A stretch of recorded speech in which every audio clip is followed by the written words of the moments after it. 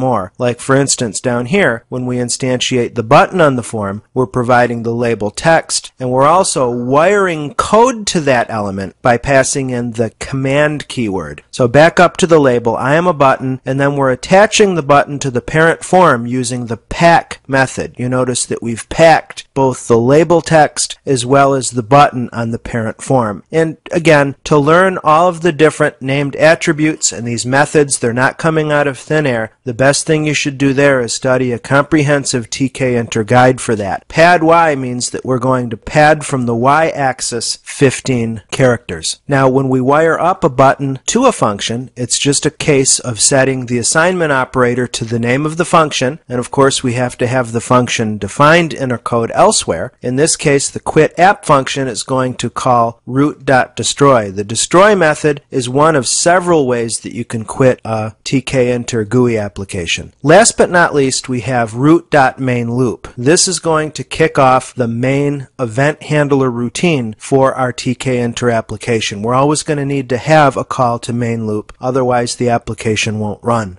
Our next example application is adapted from tkdocs.com, and this looks, I think you can immediately see it looks cleaner and looks better than the previous application. We have a nice window border here, etc. The reason for this, and I'm just going to walk through the code having the application in the foreground, is that we've not only imported the names from tkinter, but we've also imported the ttk submodule. ttk is a themed widget set that as soon as you import those names, they will overwrite the names in tkinter, which are a little bit clunky. So TTK gives us more stylish, let's say, widget controls, and also intends to separate the appearance of a widget from its behavior. Okay, similarly to how in semantic web programming we want to separate the structure of a page, like with XHTML, from its appearance with cascading style sheets. What this application does, feet to meters, very simply, is performs a conversion between, you guessed it, a certain number of feet, and then when we click calculate, it does the translation to the number of meters and populates this middle area here. Now you might have noticed that as soon as this application started, our focus was on this entry box, or this text entry box right here. That again was included in your code design, or in this code design I should say. So walking through the code, after we import our names, the first thing that we're doing here is defining the calculate function, and we're being really liberal in our use of arguments. We're just using *args, which as you remember is an arbitrary number of input arguments. We're also running try here in order to catch a value error. The value in the try statement is going to invoke the get method and attach that to feet. Now, get should be pretty self-explanatory. It's going to allow us to input data into that text box and retrieve that value as a float. If we scroll down to the bottom, we're also using the string var that represents that data as a string. So basically we're getting the data as a string and then converting it to a float. Next, meters.set is actually going to perform the computation, passing in the value that's put in this text entry box and give the output, which is going to be the number of meters. In this case, we're just trying to capture a value error, and pass is just a placeholder. We would have to put our own custom code in here to handle this particular exception if it happens. Root is defined as an instance of the base window, TK, and we're adding the title feet to meters. Next, we're handling geometry. We're creating a name called mainFrame that invokes TTK frame, taking first the parent, which is the root object, providing padding all around, and then we're using the grid method to define our rows, columns, our orientation, the column weight, which again is thicker than what you normally find, etc. Feet and meters are defined as strings in this middle area. Feet underscore entry invokes the ttk.entry widget, and this is this guy right here, where we're first passing in where is this going to be bound, the main frame, what is its width. Text variable attribute allows us to attach whatever we put into that control to a previously defined name. Then we have our label, X number of meters. Then we have our button text, bound to the calculate function, and bound this time instead of in the previous example where we used the pack geometry Geometry Manager. Here we're using Grid. It's just a different way to go. In order to set the focus in the entry box, all we have to do is apply the name of the object, name of the widget, and then invoke the focus method to it. In order to do key bindings, it's just a case of base object with the bind method, and you pass in the key bind and then the button to which that binding is attached. So what this means is that we can put in our value for feet and then hit enter to fire the calculate button. As expected, finally, we run the application by invoking main loop. GUI Development Review. I hope at this point you have a really great head start on how to build a working graphical user interface with Python. To review what we've learned in this nugget, we started off with defining what GUI toolkits are, and I gave you a heads up on some other popular alternative Python-based GUI toolkits. For our case study in this nugget, I thought it was most appropriate to use tkinter, since this is the toolkit that ships by default with CPython 3.x. I hope that this has been informative for you, and I'd like to thank you for viewing.